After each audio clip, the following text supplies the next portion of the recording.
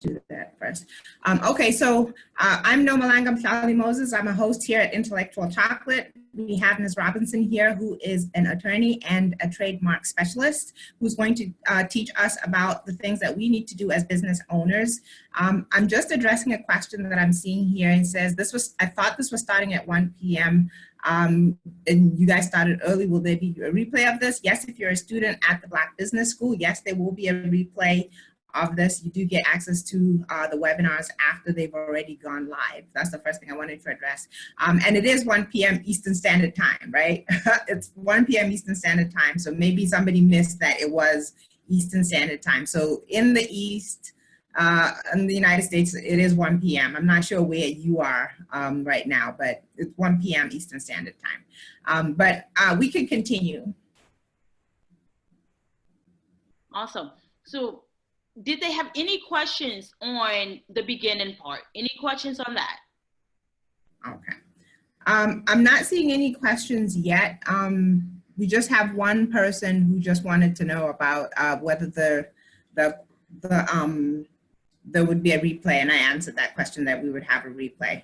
I did want to just give an example, even though you didn't solicit it, that I actually know of a person that started a hotel and called it, I think it was called Travel Lodge or something like that. And what happened was that they just thought up the name and started the hotel, built the building and did everything, established it, decorated it, and opened. And what happened was they had not, I would equate it to in the United States, where if you were in, let's say I live in the state of Massachusetts, and I thought there's no travel lodge in Massachusetts, but it turns out that there's a travel lodge somewhere else in the country, and their trademark covers the state of Massachusetts. So that means that I'm infringing on their trademark now by calling my hotel this, and then now I have to go through all the trouble of actually changing the sign of my hotel. It only changed slightly, right? But I still had to change the sign of my hotel. I had to change all my brochures, everything, my advertising, promotions, everything, and go through all those costs. When, like you said, the first thing that I could have just done before I started anything was hire an attorney to make sure that my name was okay, not just in my own state, my neighborhood, or whatever I know, but everywhere else that can be affected by what I'm doing. You are absolutely correct. This occurs so much. It's very frequent. And a lot of it is because we don't know. We think that when we do our Google search, you do a Facebook search, you do maybe an Instagram search, oh, I'm covered, I'm good to go. The problem is, as you mentioned, it's a federal trademark. That means it covers the entire United States, okay? And with it covering the entire United States, what about the businesses that does not have an online presence? So when you did your search, you may have searched Google, you may have searched, Facebook, Instagram, but unless you was able to search every single business, in the United States, which we cannot, let's just be honest, we typically cannot and do not, you will not know. And to spend all of that money, the time, the hard work, the building your brand and your followers, to then get a letter that says, hi, I own rights to that trademark, and I'm requesting you to change your name, stop using it, right? If you do not, I will sue you. That could be very heartbreaking. So is that serious to check first? I did see a question come in. Yeah, I see a couple of questions. Okay, go ahead. So one of them is in the chat, which was the person who said we started early, but she did also want to ask, can we also look up the company name on the federal trademark site? Yep. And there's two more questions after that. Okay, great. So you're referring to the United States, I call it the USPTO website. Yes, you can look up a company on that website, but understand that it is a direct hit. What does that mean? What it means is that whatever you type into that website, they are searching for exactly what you type and nothing else, okay? The reason that I recommend you guys to hire an attorney, because not only can you not have the same trademark as someone else, you cannot have a trademark that's similar to someone else that infringes on their service or product. What does that mean? If you go to the trademark website, you type in apples, but you left the S off, okay? There's another company who have a trademark with the S. You thought you was okay. You're not okay. And they only gave you exactly what you put into the website. They're not going to give you anything that can be similar or confusing. However, when you fill out for the application, they will reject your application because there's a registered trademark that's similar to what you're trying to register. I hope that answers. If not, let me know. Okay. So Carolyn says, if you register your domain name on a website, is that enough protection without getting a trademark? No. If you register your domain name. Go ahead. What was it? I was just repeating the question. If you register your domain name on a website, is that enough protection without getting a trademark? No, it's not enough protection. The only protection that you're going to get for your trademark is if you register it with the USPTO, or you get a little bit of protection with common law rights, okay? And that's without doing anything, but I already explained how limited that is to your geographical location. But registering just your domain name, okay, you own the domain name, but you don't own the brand name. And when you own the brand name, now you're talking, because if someone have your domain name, right, or if someone comes out with something similar, you can possibly get them to stop doing that. But just registering a domain name isn't going to, give you the protection that you need to protect your company. So it just protects your domain and nothing else, really. You want to protect your brand name. So right. Whatever the name, and here's the thing, you want to protect, I tell people, protect what you will not be comfortable losing, okay? So if you are not, for me, I'll use an example, True Lawyer is the name of my law firm. I am not comfortable losing True Lawyer. So a trademark is filed for that, right? If you are not comfortable with losing it and starting over from scratch, you want to protect it. If it's something that you're like, okay, maybe I'm selling eyelashes, right? Just for an example, but I'm not going to be doing this. I'm just doing this to make a little money. No big deal. You may not want to spend the money to invest into protecting it. But if it is a logo that you would not be comfortable changing or losing, if it's a brand name, then yes, a slogan, you want to protect it. Okay, understood. So the next question is from Alicia, and she says, I apologize if this has already been covered. How do I learn if my business name is already trademark protected? I think we might have covered that in the minutes, but that's the question. She says, how do I learn if my business name is already trademark protected? Okay, so I'm going to do a very quick overview because we did already cover this. The way that I recommend you hire an attorney to do a professional search. We use search software. We know what we're looking at. So we can do a, 360 search for you. That's the best way. Other than that, you can go and attempt to do it yourself by looking on the USPTO, okay? And you type in the name on the USPTO. If it is a direct match, they will pull up the name for you and they will show you the application, the serial number, etc. If it is not a direct match, understand they will say no results found. That does not mean it's available for you to use, because one of the requirements when registering a trademark, you cannot have the same logo, design, slogan, name as another brand, but you also cannot have something that's similar or can be confusing.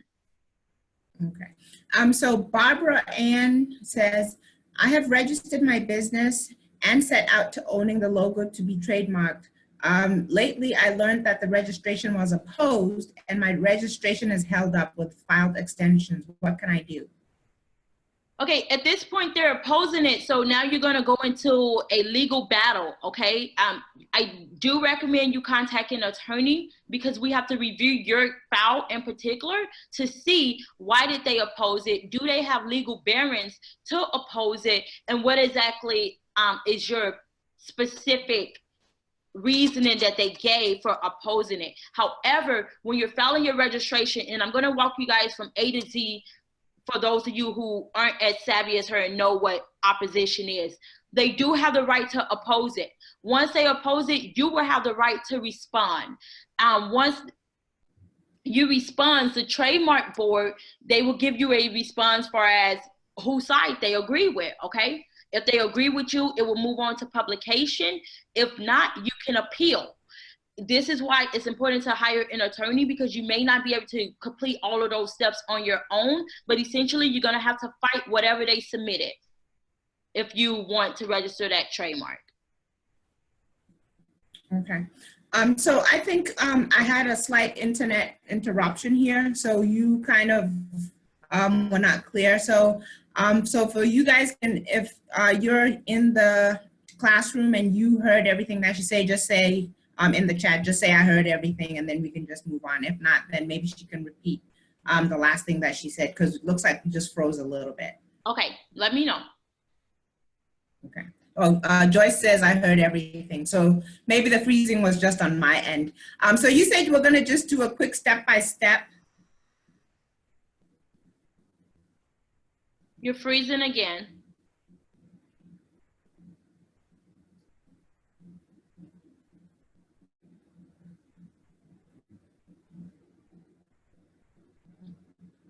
Are you there?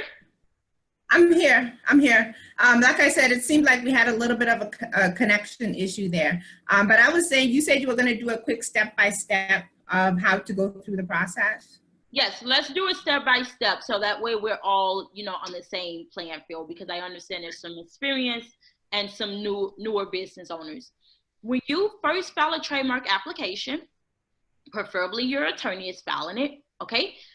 You file the application, understand that you are starting a legal proceeding with the government.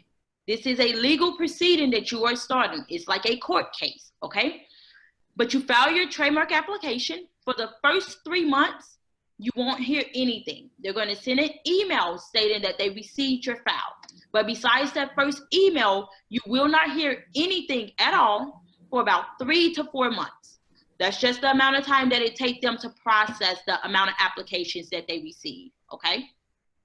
Once they receive your application after about 3 to 4 months, at that time, either one, they didn't find any problems with your application, which is amazing, and they're going to send it to publication, okay?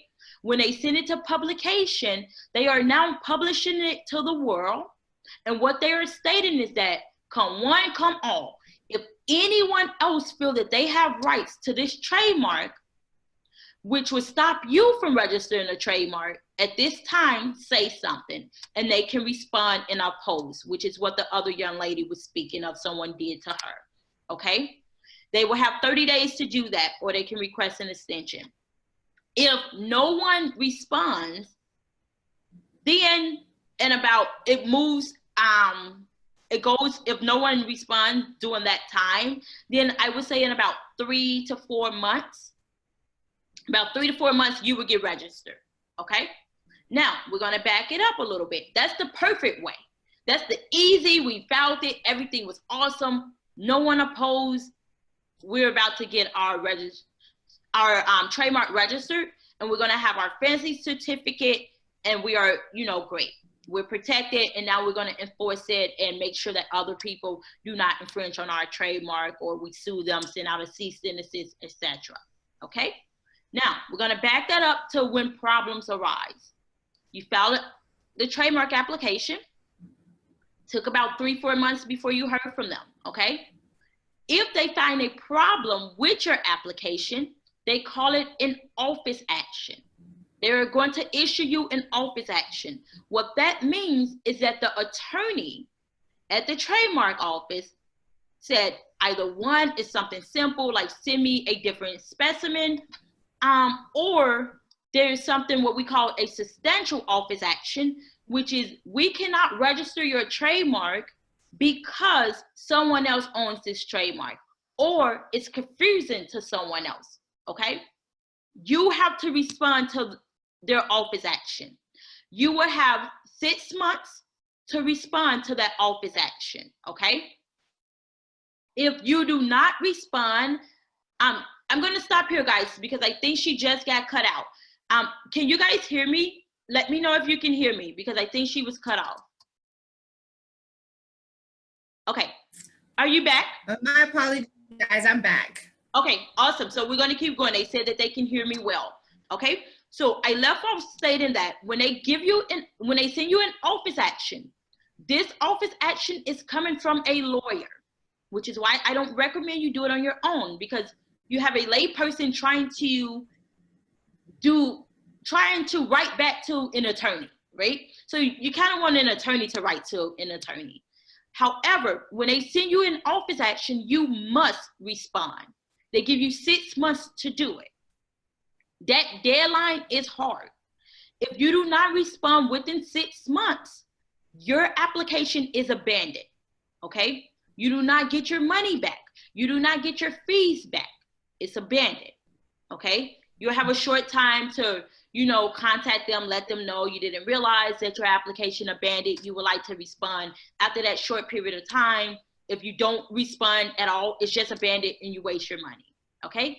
If you do respond within that 6 months, that attorney is going to review your brief what you sent back.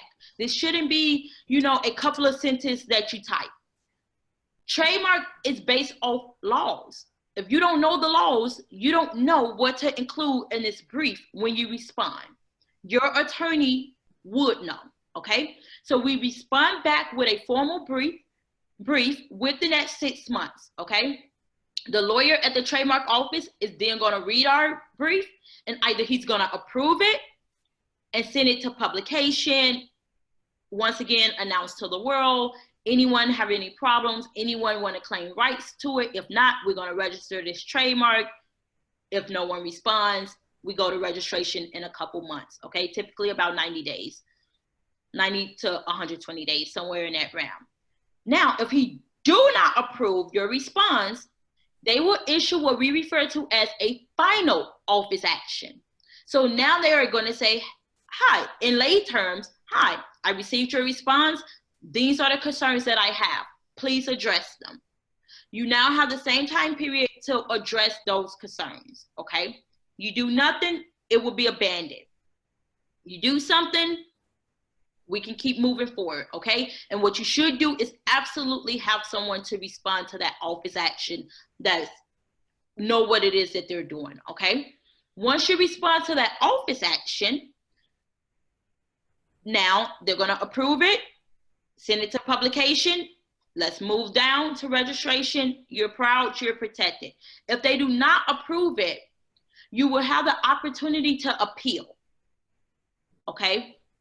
Most trademarks don't go that far when they're done by a lawyer, because we have already done the search at the beginning before we even filed it. So we would know potentially if there's, some red flags with your trademark, that we're going to have to do this much work to get it registered. Things can happen. We don't get the final say as lawyers. The lawyers at the trademark office get the final say. So it could happen sometimes, but very rarely do it happen when attorneys is on file. And more so happens when you have done the trademark on your own and it was like red flags from the beginning that you did not address, and now you're having to fight it, okay? Or someone oppose you. If they oppose you because they feel like they have rights to it, then you could get into a legal battle with who actually deserve the right to this trademark and who have priority to register it. And when you appeal, because now you're going into litigation, the time frame on that can vary, because now we're doing a true, trademark litigation to try to get your trademark registered. Does that make sense for anyone? If I can clear anything up, let me know, because I know it's a new topic and I'm okay with doing that. I wanted to ask just a very basic question, like from a business standpoint. If you're at the very beginning and you're trying to register this, isn't it just worth, your own time and everything just to not use that name, or not use that, since you haven't invested anything in it, and just go for something else rather than fight for something that hasn't really been established?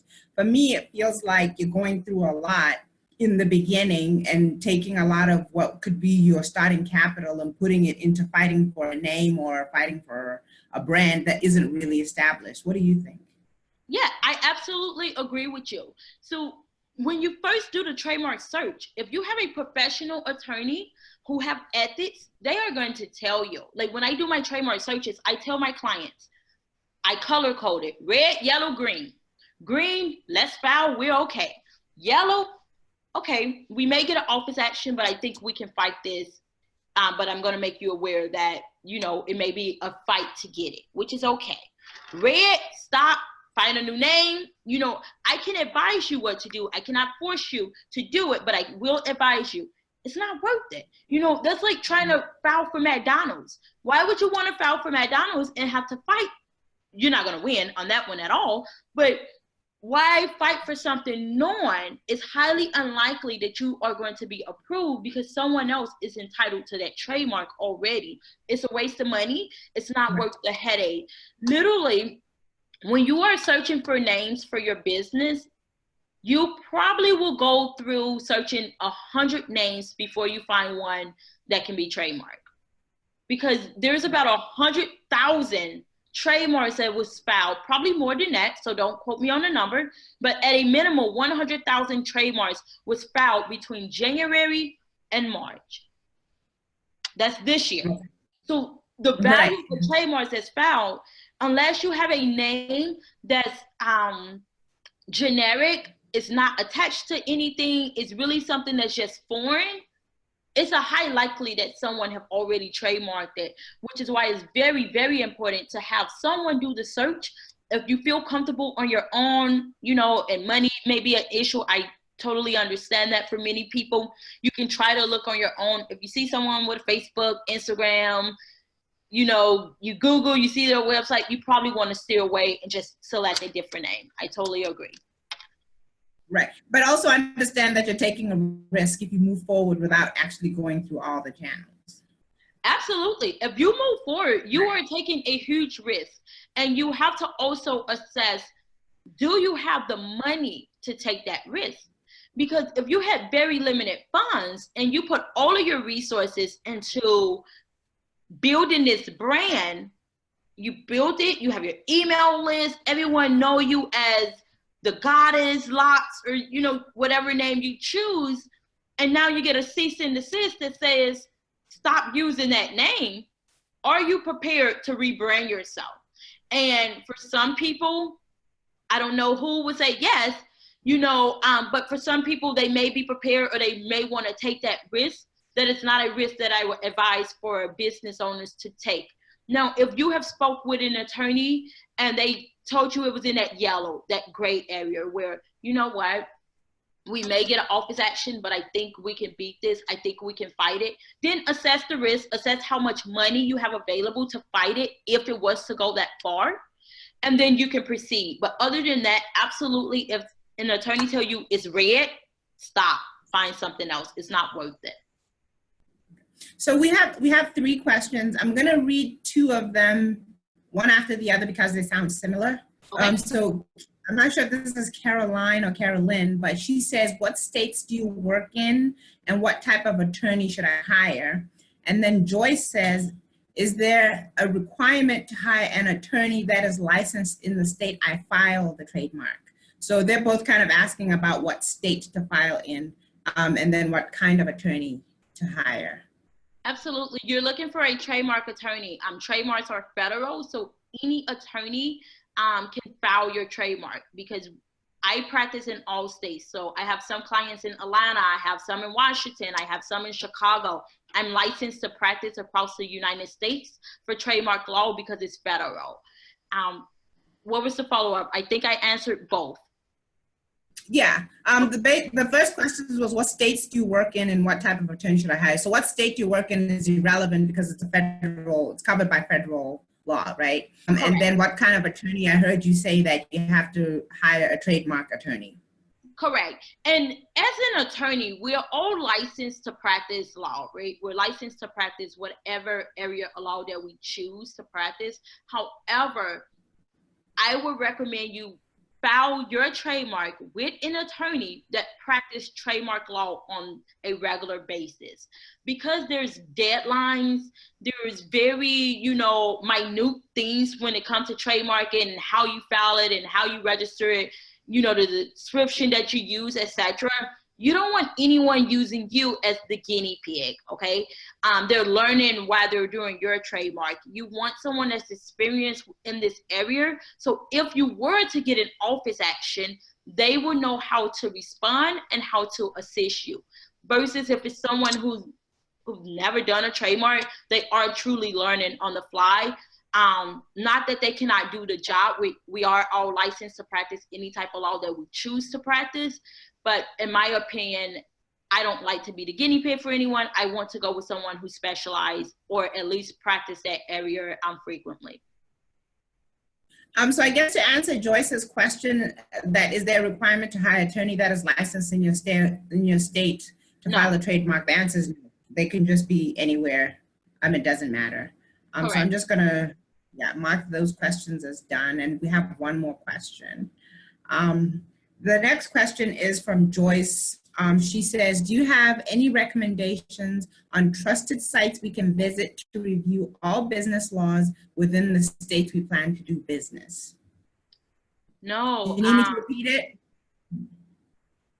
No, I heard the question. Here's the thing. When you say all business laws, one, to answer your question directly, no, I don't. Two, when you say all business laws, each business is different, okay? It depends on what type of business you are doing.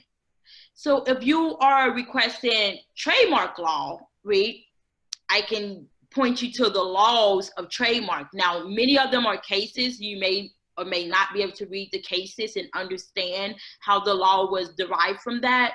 But you can also visit the USPTO website, uspto.gov website, and they kind of break down the different, how to file a trademark, etc. But business laws, most of that go on what type of business are you running? What are the different laws that apply to your particular business? And it's not a one size fit all. There's way too many laws for a one size fit all. If you have access to LexisNexis, which is what attorneys use, so you may not have access to it, but if you know someone who have it, certainly all of the case law is housed there, or you can visit a law library that you can find at any law school. But that may be a little bit too overwhelming for you to review on your own. Okay, so the short answer is you don't know, but I think what you added was helpful. So that question is answered. Those were the particular that she's looking for. Maybe if she can narrow it down, because you're not going to find one site that says you have businesses ranging from hospitals to dog care, right? So those laws are going to vary, and you're not going to find one site to kind of break down the laws for all of that unless you're going to the law library or LexisNexis, where it houses all the laws, but you still have to know how to access it. Okay, so she says thank you. She's got it, and got it regarding my business law question. Okay, so it sounds like you answered her question. Okay, so all our questions have been answered. What was the next thing that you wanted us to kind of be aware of?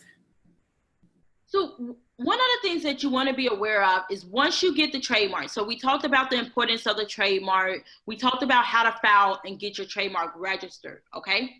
Once you get the trademark, understand that the trademark is only good if you enforce the trademark. Having a trademark and not enforcing it is kind of pointless, right? You did all of this work to be protected, but then you're allowing copycats to copy you. It happens every single day, okay? When you get your trademark certificate, be happy, but also make sure you are enforcing your rights. What does that mean? When you see other companies infringing on your brand, using your logo, stealing your content, or whatever you have trademarked and protected, make sure you send out cease and desist letters. You don't want to have a trademark and then never monitor it and everyone is still, you know, copying you. That kind of defeats the purpose. So just make sure that you maintain your trademark and you enforce your trademark, similar to Beyonce. Any Beyonce fans here? Maybe no? I don't see anybody putting their hand up. Okay, so if you are a Beyonce fan, you know Beyonce does not play about her brand, okay? She came out, anything she comes out with and people steal, her attorneys are quick. By the time it hit the media, in 24 to 48 hours, she is sending out cease and desist letters. She's letting you know, stop using my brand, I have it protected, this is your warning. If you do not stop, okay, I will sue you. And she's serious, she will sue you. It does not matter because you have a t-shirt company and you are a small fish in the pond, she will sue you. You want to take your brand as serious as Beyonce. If someone is infringing, a cease and desist letter should be sent to them to make them stop. If they do not, you sue them, okay? And litigation for trademark law is pretty expensive. Most people will stop using your trademark because they do not want, you know, the expense of litigating when they know they're in the wrong. In addition to that, another thing that you can do, you can literally, like trademarks get, when you have a registered trademark, you get protections that other business owners are like just surprised at. Let's just say for True Lawyer, okay, you are going to go to an event and you're going to show up as True Lawyer. No, you're not, okay?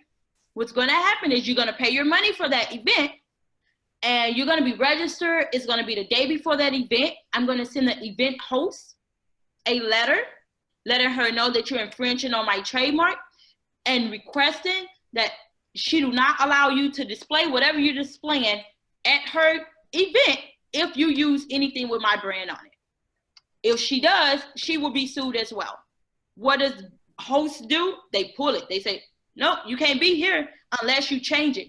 Can a business change overnight? A small business? No, which means you lost your money. Right. If you have something on Facebook, if you have a website that infringes on my brand, I can send a letter to the website host and have them to take down your website because it's infringing on my brand. So it works really well for the business owner that's protected to enforce her rights or his rights, to enforce the rights that's given to their brand, but also think of the flip of that. If you are infringing on someone, they can do the exact same thing to you, okay? They can make you stop infringing on their brand. Aside from just suing you, they can get quick remedies by going to the person that's allowing you to do it. Whether it's a website, take the website down. It's an event, don't allow her to be present at that event if anything has my brand name on it, okay? So you wanna be aware of that because I don't want any of you guys to be in a situation where you're on the opposite end. You wanna be on the, I'm protected, I'm enforcing, because it's better on that end. We're a lot happier. So we have a couple of questions. Barbara, I see your question, and Chandra, I see your question. Joyce raised her hand, and I think that the reason she raised her hand was that she was a Beyonce fan. So I just wanted to acknowledge that. But before I go into the other two questions, I wanted to just kind of, you know, again, as well as being a host here, I'm also an instructor in the business school, which most of the people who are on this webinar are students in the business school. And they're obviously taking different business courses in the business school. And realistically, a lot of the students in the business school or the business owners who are taking courses in the business school are small business owners. And I'm just wondering, how likely is it that they're going to have the time and the money to really, I'm not disputing that they should do what you're saying, but how realistic is it that they can keep threatening people with an attorney? Doesn't it cost money just for the attorney to write the letter for you, or do you write it yourself? Do you understand what my question is? It just seems to me that it could become costly for them, especially being a small business owner, to kind of have all these attorney actions trying to protect themselves, which they should do, but how realistic is it that they can do that and do it consistently, or to the degree that you're saying they should? Absolutely. So you do have to choose your battles, okay? You have big brands that will rip your company off. You have very small brands that will, rip your company off and steal from your brand. So you do have to choose your battles in the sense of, I have limited funds. Who do I send the letters to? Who do I just say, you know what, it's not worth it, okay? So you can kind of make that discernment on your own. But another thing you can do, and this is just a little hack, if money is really tight for you and you want to enforce your brand, maybe you pay the attorney the first time for a cease and desist letter. And okay, now you see the language that's on the cease and desist letter. So moving forward, you're going to send them out yourself. Now, I will tell you, it's something that I could be biased because obviously I'm an attorney, but it's something about you sending out a letter and me sending out a letter. When you send it out, they're like, oh, not really serious. When I send it out, they stop, right? Or they understand there's a consequence for not stopping, and they respond. However, when money is an issue, if your business is very, very small, you may not be able to do some of the recommended things until you grow, okay? If your business is not very small, and you do have revenue that's a cost of doing business, you add it up, similar to buying products, and you write it off at the end of the year. I can share also that, just in my own experience, I've always had the language of just kind of approaching, because an attorney sounds like a threat most of the time, right? Like, if you don't stop it, we're coming for you. You can start with a softer approach of just explaining that this is my brand and are you willing to do this? And then kind of subtly say, my next action will be, if you don't, then my attorney is going to contact you. So sometimes, and actually for me, it has worked where the person was just ignorant and they were also a small business owner that were just starting out. And I told them that, no, here's my brand, here's where my business started, here's where I trademarked it, and so on and so on. And they were just able to say, okay, this isn't even my whole business, this is one course that I was doing, and I'll just take down that course and teach other courses. And then it ended there, so I didn't have to go that extra mile of hiring the attorney. But if I'd gotten a negative response, then maybe I would have had to take that next step, because my brand is something that I had invested in, even though they hadn't invested in it. I like that approach. I agree that's an alternative approach, and you should do that. Even as an attorney, our first communication is not going to be very harsh. The first communication is similar to what you said. Hey, we're making you aware there's a problem, you're infringing, please stop, immediately, right? So you can have that call with them or that Facebook chat, what have you. You can speak with them to let them know. If it's a good conversation, don't proceed any further. They stop. It's okay. We're not in it to, at least for me, another very, very small business. I want them to stop, but I'm not trying to get money out of you because you're so small. I want you to stop using my brand. So if we can resolve this with a simple conversation, that's amazing. And then, as you already stated, if not, then you proceed, you become aggressive to protect your brand. Okay. So two questions. Always say money first. The next question here is from Barbara. She says, I had an IP clinic attorney at UConn. They do not handle the litigation. The opposer of my registration has filed all the extensions they can. What can I do? Do I need to repeat it? No, I understood it. At this point, you will want to hire an attorney. If they cannot do the litigation, I have not read the briefs that the opposers sent, so I can't give you direct advice because I haven't read it, right? But a determination is going to be made. And it's you fighting against whatever they oppose in the brief that they wrote and the reasons that they feel that they are entitled to the trademark and they have priority to that trademark over you. So you have to be, one, either prepared to defend yourself, defend what it is that they stated, and, be able to present clearly and concisely why they are wrong and why you are entitled to priority and deserve to register that trademark. Or at this time, you need to hire an attorney. Most of the trademark clinics, these are law students. They are overseen by an attorney, an experienced attorney, but they aren't going to do litigation because it's a cost to doing litigation. And litigation can take, you know, upwards of 2 years in trademark cases, right? But you will want to hire an attorney if this is something that you really want, and if the other brand is willing to fight you for it. Okay, so that's answered. The next one is from Chandra. She says, how do you know when someone is using your brand to enforce it? So in other words, you're telling us that we need to protect our trademarks, but how do we know that people are infringing on them? Okay, there's 2 ways. You can pay a service to monitor it for you. Okay, they monitor any trademark applications that, you know, is submitted. Like I said, just in a short period of time from January to March, it's about 100,000 that was submitted. They also monitor, you know, the social media, which everything happens to get posted there, the state filings, etc. They monitor it for you. So when they have an alert similar to your credit report, if you know, have that monitored, when an alert comes, they will alert you and let you know, hi, someone's infringing on your trademark. Would you like to take action? Or if you're doing it yourself, it's going to be a lot harder to do it yourself because obviously you cannot monitor the United States, but you're checking online. And when you are made aware that someone is infringing, you can take actions if you choose to do so.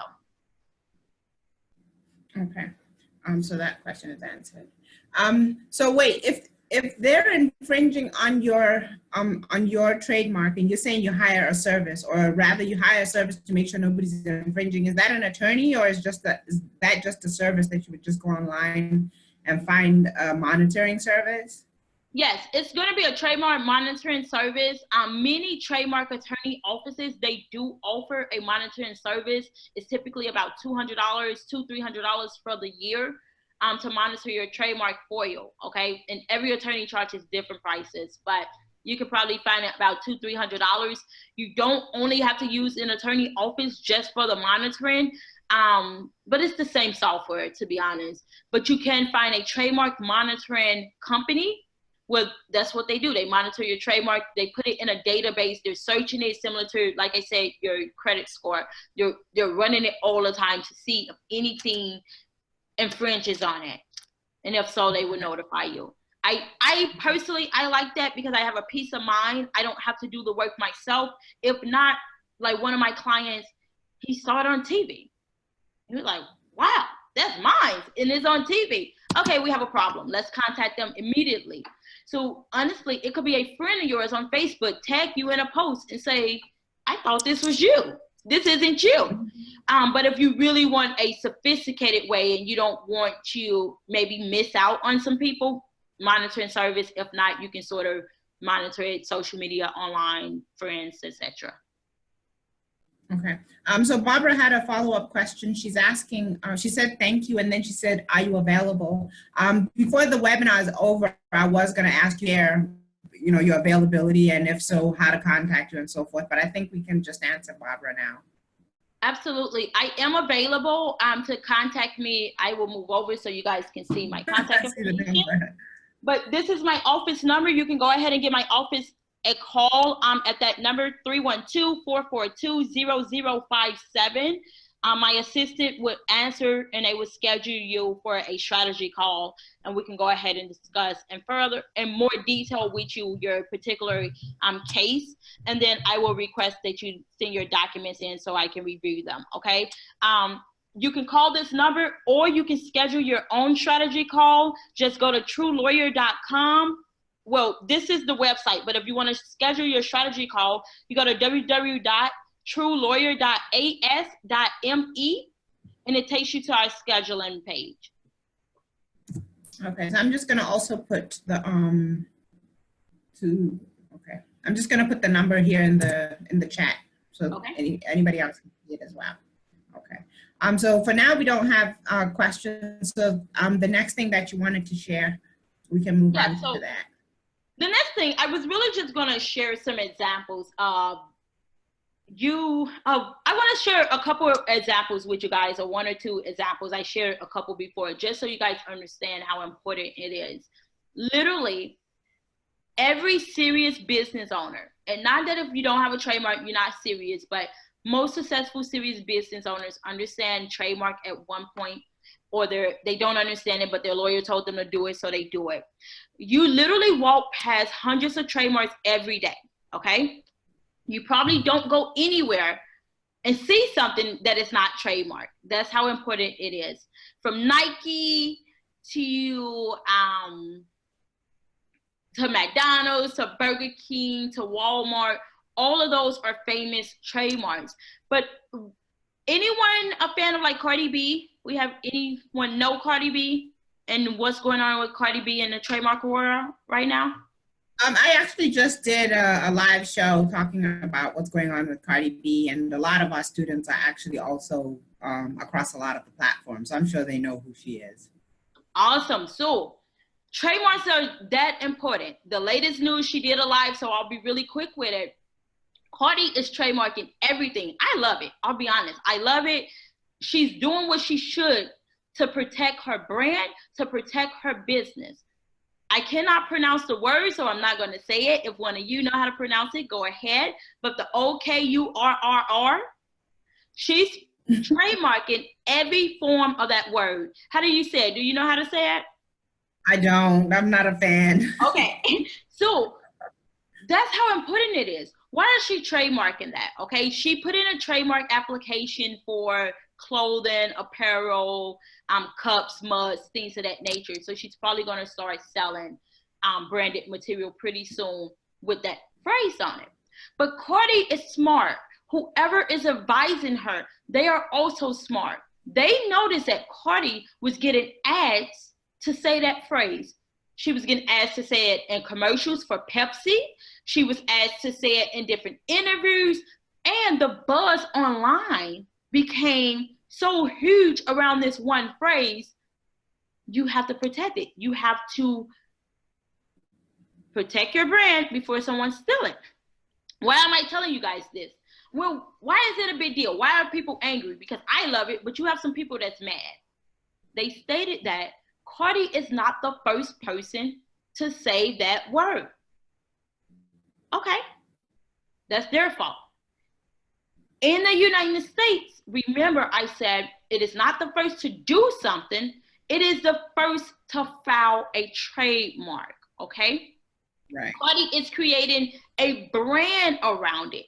They said the Kardashians used to say this word 10 years ago. Another young lady said she used to say the word.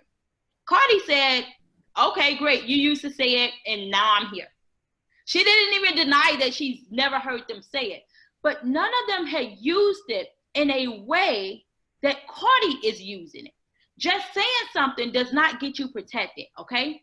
One of the things that you should know, when you file for a trademark, you are protected over everything.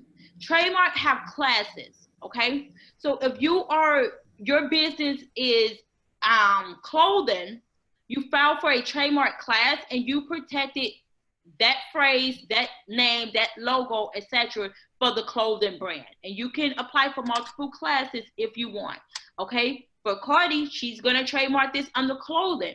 If the Kardashians said it first, who cares? They didn't file a trademark.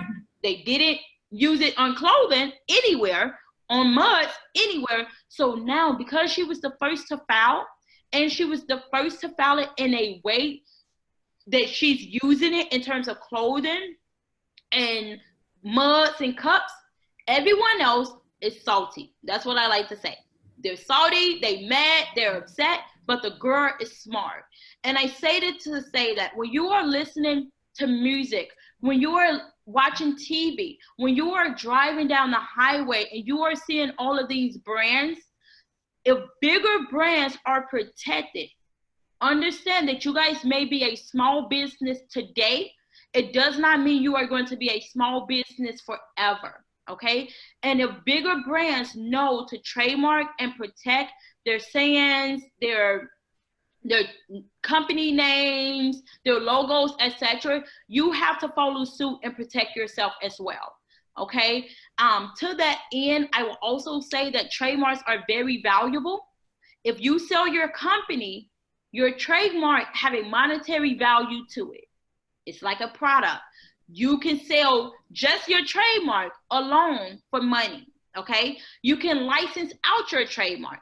So you can control who else get to use your trademark, similar to like the franchises. They license out the name of their company, they franchise it, and they make a lot of money for doing so, okay? So it's really important to understand that you aren't just giving away money, you are literally building an asset for your company when you trademark your name, logo, slogan, whatever it is that you're trademarking. This is an asset.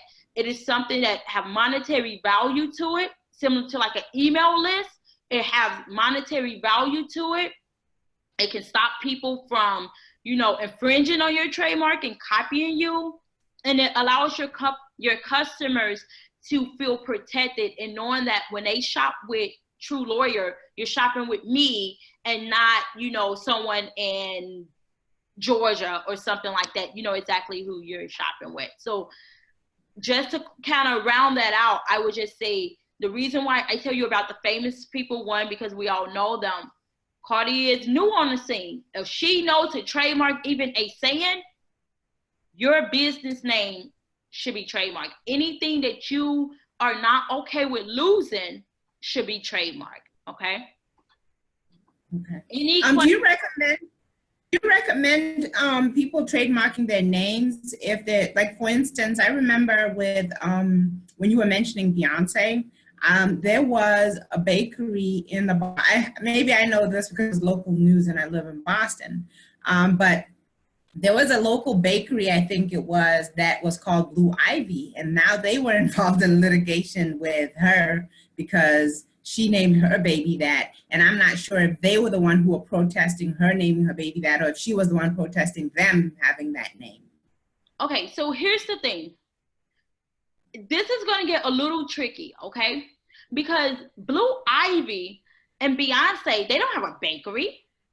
Remember, I said that when you file a trademark, you're only protected for the class that you register under, okay? So if they did not register under bakery, you're not protected under that class, meaning that that small business may win. Now, I haven't read any briefs. I'm not sure if Beyonce, they're famous, they may have paid for every class that's possible, you know. However, you only are supposed to pay for the classes that you have an intent to use or you are currently using, okay? So you can't just file a trademark for everything if you do not have an honest intent to use that trademark under that class or you are already using your trademark in that class, okay? There may be a very good chance that that small business owner can win because I've never known Beyonce to have a bakery. I have never known for Blue Ivy to have a bakery, so they would not be entitled to that. Just because you have, you know, Blue Ivy, that could be a plant. That could be anything. So, you know, my gut feeling is this is going to be very interesting. I have not read that case, so I cannot say with certainty, but that definitely sounds like something that they may win. They're smaller, but just because she's Beyonce and she's famous does not mean she's entitled to what we are not entitled to. Now, what she could do, this is when it goes to, you know, her having more money. If she drags you through court and you don't have enough money to fight her, you may lose. You lose. Right, you lose due to money. Right. But that's, I'm going to look that up. Right. Joyce had her hand up, so I don't know if you had a question, Joyce, or if you just had your hand up to say, you know, Cardi B or a fan of Cardi B. But if you have a question, we only have about 1 minute left, maybe 90 seconds left. I do see there is one more question. So Joyce says no question. So I just wanted to answer that last question, and then I wanted to give our expert time to just kind of say her last few things and where you can contact her. And if she did say she's already available, so just to give you more information about where you can find her. So the last question is, Chandra wants to know, can you go back and add classes to your trademark? You can. You do not have to add all of your classes at one time. You can go back and add classes to your trademark. Just understand that trademarks are being filed daily. So if someone else have already trademarked in that class that you went back to, and it's not something that's similar to what you're currently doing, and they did, you know, get the registration for that trademark, then you wouldn't be entitled to it, okay? But the short answer is yes. I will also say, because you asked that question, that's the important of making sure that you monitor. Because if there's someone is filing for a trademark in a class that may be similar, and you know you're coming out with product, or you already have product, but you just haven't filed a trademark for that, if you're monitoring your trademark, you can be alerted for that, so you can oppose that person who's trying to get that trademark and say, no, I've been using this for the last 2 years. I just haven't filed my trademark, or I feel this is very similar to my brand, that if you approve her for that trademark, she would still be infringing on my other class. I hope that makes sense for you.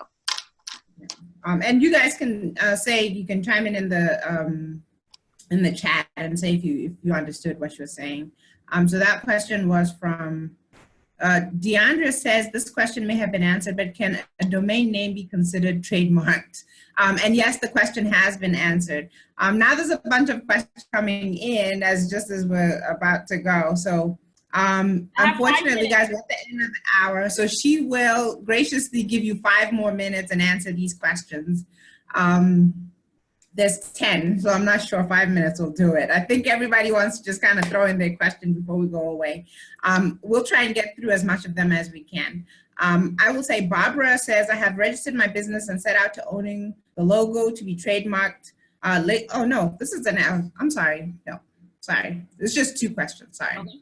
And it's the one from DeAndrea. She says, this question may have been answered, but can a domain name be considered trademarked? And yes, the question was answered, but you can go ahead and answer it again. Yes, the short answer to that is no. The only time that a domain name is not considered a trademark. That's just your website. That's just where you go for your website. If you want federal trademark protection, you have to file it with the USPTO. You can file a state trademark just for your particular state, but I would recommend, if you're going to file it, why do you only want to be protected in your state? You want the federal registration that covers all states. Okay. So the other ones were follow-up questions from the same person, and she said, is it considered trademarked? And she said she hadn't heard it in the beginning, so maybe she wasn't there. And she says, thank you. Thank you guys for joining us. The most important person to thank here today is our expert, Shymane Robinson. Thank you so much for your time. I personally learned a lot. If you want to find out more about her, you can go to truelawyer.com. It's right there behind her, truelawyer.com, and you can contact her at 312-442-057. I did put it in the chat, but it's right here in front of us. The recording will be available to the business school students, so you can go back. If you came in halfway, you can go back and listen from the beginning. If you are a business owner, this is definitely some good information. I personally think that after today, I'm going to think a little bit more about trademarking more things. I heard you say, big brands like Nike. Then I thought, well, Nike's not just Nike; they're also Just Do It. Yes. Right? So sometimes it's not just the fact that you're Nike and you trademark Nike, you have to trademark a whole bunch of things that are affiliated with your brand. That's one of the major lessons that I'm walking away with. So thank you so much for your time. Thank you to the business school students. It was nice having you. Thank you for participating and giving us more things to discuss so that we can really answer the questions. So our expert could answer the questions and share the information. Thank you so much, guys. Thank you. You guys take care. Thanks for having me. Thank you.